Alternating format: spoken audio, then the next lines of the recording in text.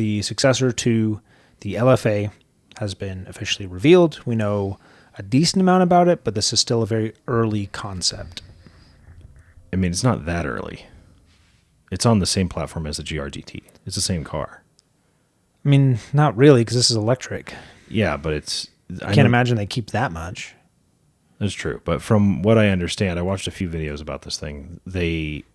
It's proportionally the same. Like the hood's the same length. Its wheelbase is the same. Like it's largely the same vehicle, skeleton wise. But of course, yeah, it's all electric, and there's not a whole lot. It's basically the same as a GR-GT in shape.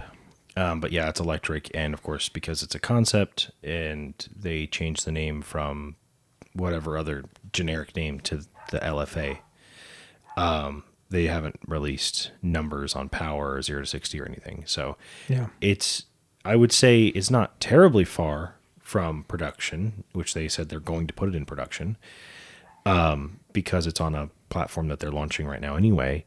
It's not a bespoke thing. Like most concept cars are just on their own thing that they welded together in the back. Like it's not that. It's on a real platform. Mm-hmm. So I can't say it's terribly far away from going to production, but yeah, they haven't really released anything. I think people would be more upset about this being electric if they didn't also release the GR-GT at the same time. I think that was wise. Yeah. That was wise. Making the LFA electric when the last LFA was the best sounding vehicle that's ever been made by mankind, and you're not going to find a whole lot of argument about that. Yeah.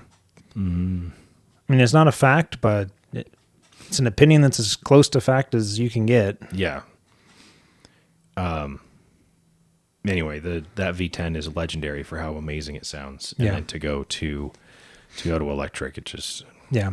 So this is almost identical to the concept they showed off a few months ago. That was the Sport Coupe concept. And we talked about it. We're like, they said this isn't like an official car. This is kind of just the design language they're shooting for. When you look at these side by side, it is almost identical to that concept. And they mentioned that. They basically put it out there and got people's feedback without officially saying this is the LFA. Right. And then people started calling it the LFR. Yeah. Yep. No, they're keeping the LFA. I think if they called it the LFR, people would be less upset. Yeah, the fact that they're saying this is the new LFA. You know what I think is going to happen as a result? I think LFA prices are going to go even higher. Oh, yeah. Last gen LFA. Yeah. First gen, only gen. Do you know what I noticed? I'm going to show you a picture of the rear of this car, and I want you to tell me what stands out to you.